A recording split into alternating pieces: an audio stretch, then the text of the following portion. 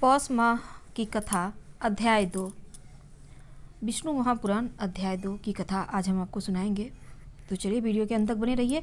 और अगर आप श्रीमद् भागवत पुराण, जिसे हम सुखसागर कहते हैं, अगर आप उनको भी सुनना चाहते हैं तो आप हमारे चैनल पे बेशक देख सकते हैं, वीडियो को सुन सकते हैं। तो चलिए शुरुआत करते हैं। सत्यव्रत की बात सुनकर मछली समुद्र के बीच पहुंची और एक महापर्वत की भांति समुद्र की लंबाई तक फैलकर बोली, सत्यव्रत, देखा, तुम्हारी वाणी अचूक निकली और अचूक रहेगी। ना मालूम मैं यूं बढ़ते बढ़ते क्या से क्या हो जाऊंगी। सत्यव्रत ने हाथ जोड़कर प्रणाम किया और उनकी स्तुति करने लगे।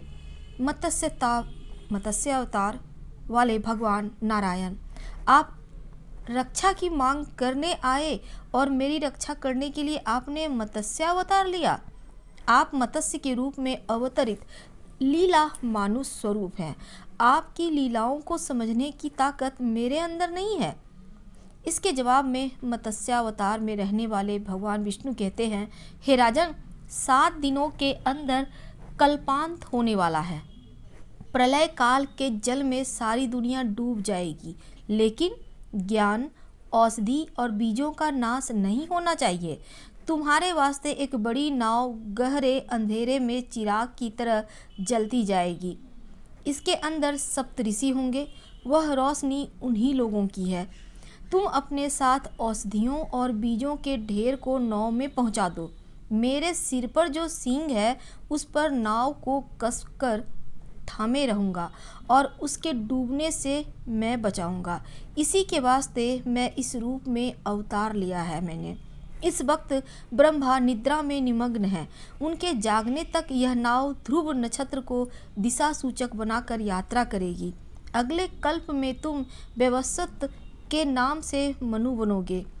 सत्यव्रत ने विष्णु की आज्ञा को श्रद्धाय कर नतमस्तक हो उन्हें प्रणाम किया।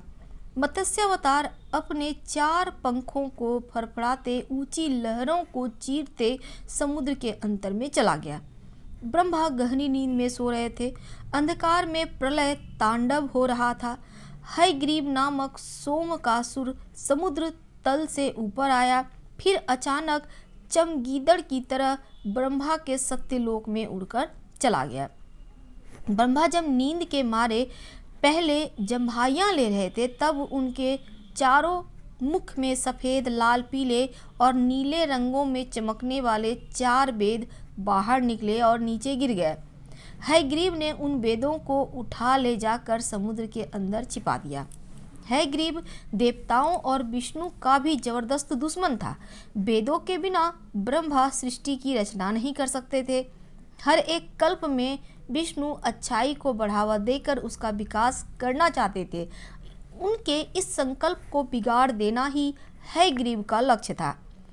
प्रलयकालीन समुद्र पृथ्वी को डुबो रहा था। उस वक्त सत्यव्रत को उस गहरे अंधेरे में दूरी पर नक्षत्र की तरह टिमटिमाने वाली रोशनी में एक नाव दिखाई दी। वही सप्तऋषियों की कांति से भरी नाव थी। सत्यव्रत ने औषधियों तथा बीजों को नाव के अंदर पहुंचा दिया और नारायण की स्तुति करते उसी नाव में यात्रा करने लगा। मत्स्यावतार की नाक पर एक लंबा सींग था। नक्षत्र की तरह चमकने वाले उस सींग से लिपटकर एक महासर्प प्रलयकालीन आंधी को निगल रहा था। मत्स्यावतार अपने पंखों से लहरों को रोकते, समुद्र को चीरते नाव को सुरक्षित ले जा रहा था।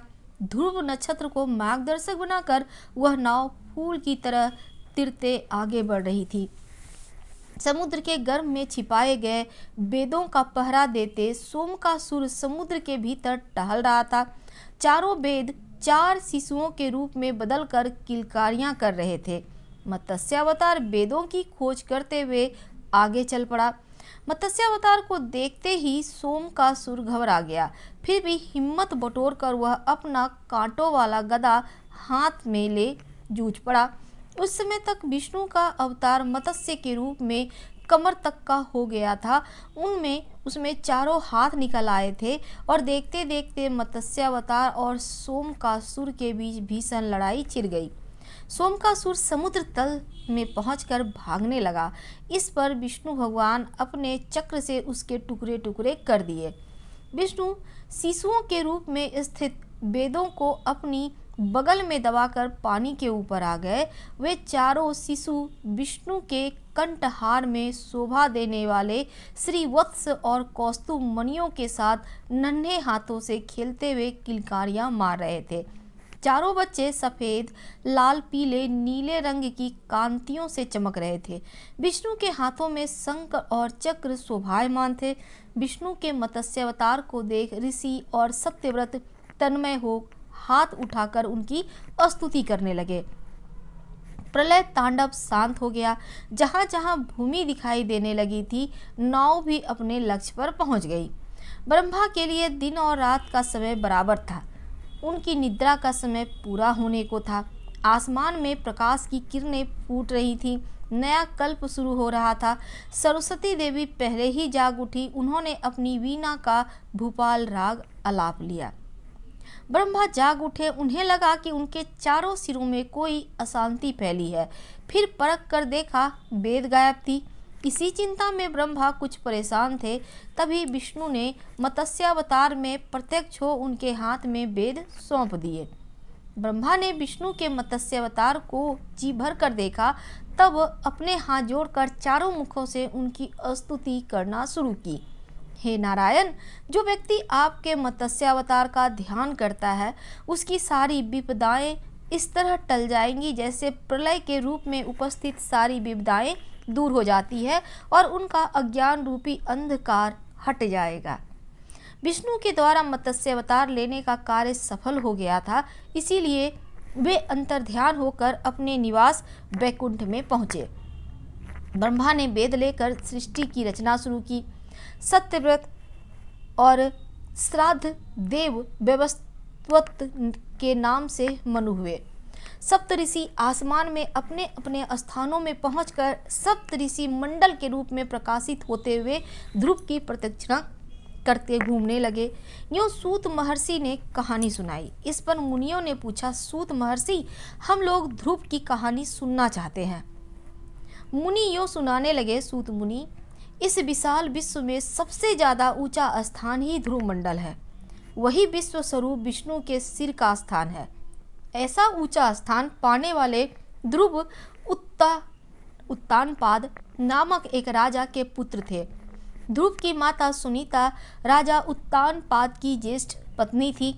सुरुचि छोटी रानी थी। राजा सुरुचि को ज़्यादा प्यार करते थे।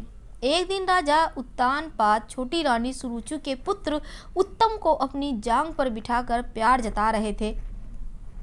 तभी वहां पर ध्रुव आ पहुंचा। उसके मन में भी पिता की जांग पर बैठने की इच्छा थी। वह बड़ी लालसा से अपने पिता की आंखों में देखता रहा। उस वक्त सुरुचि वहीं पर थी। राजा सुरुचि के डर से ध्रुव को देखकर भी अनदेखा सा कर गए। ध्रुव ने सोचा कि उसके पिता उसको भी अपने छोटे भाई के तरह अपनी जांग पर बिठाएंगे, पर ऐसा ना होते देख उसे रोना आया। उसके गालों पर आंसू मोती की जैसे चमक उठे। ध्रुव की हालत देख सुरुचि खिलखिलाकर हंस पड़ी और बोली, अरे बदकिस्मत के बच्चे, चाहे तुम जिंदगी भर तपस्या क्यों ना करो, मेरे पुत्र के समान तुम्हें अपने पिता की जांग पर बैठने का भाग्य प्राप्त नहीं होगा। मेरे पेट में पैदा होंगे तभी तुम्हें यह सौभाग्य प्राप्त होगा। हाँ, तुम तो जब देखो नारायण का कीर्तन करते रहते हो। अब तपस्या करके उसी नारायण से पूछ कर देखो, कहीं वे तुमको ऐसा सौभाग्य प्रदान कर सकते हैं या नहीं। यूँ सुनीता ने ध्रुव का मजाक उड़ाया। बालक ध्रुव का मन कचोट उठा।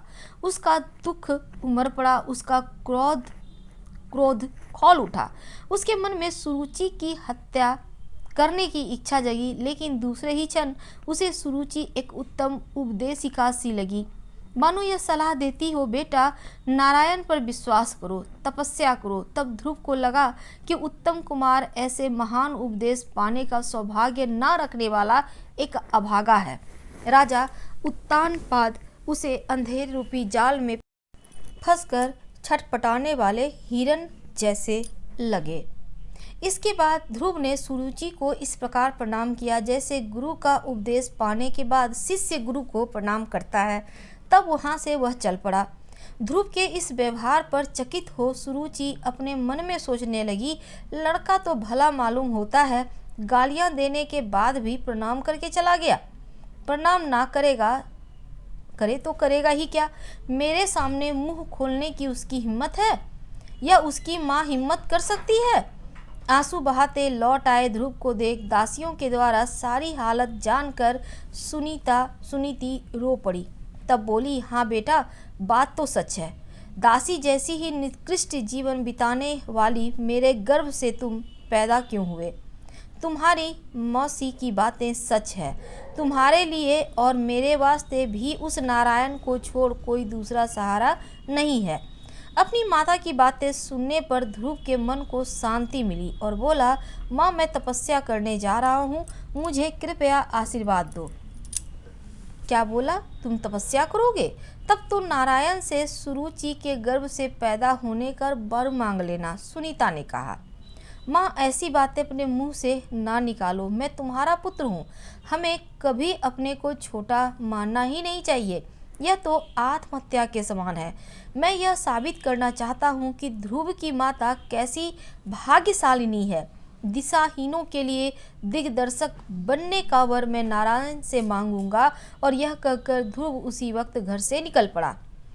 रास्ते में नारद मुनि से बालक ध्रुव की मुलाकात हुई। नारद जी ने पूछा, हे ध्रुव कुमार, लगता है तुम खेलने के लिए चल पड़े हो। स्वामी, मैं तपस्या करने जा रहा हूँ, ध्रुव ने जवाब दिया। ओह, तपस्या नामक कोई खेल भी है? तब तो खूब खेलो बेटा, नारद ने मजाक किया। मुनिवर, यह कोई खेल नहीं, सचमुच मैं तपस्या के लिए ही जा रहा हूँ, ध्रुव ने अस्पष्ट शब्दों में कहा। उफ, यह बात है? इस छोटी सी बात को लेकर तुम तपस्या करने जा रहे हो? मेरे साथ चलो, मैं देखूंगा तुम्हारे पिता तुमको अपनी जांग पर क्यों नहीं बिठाते, नारद जी ने कहा।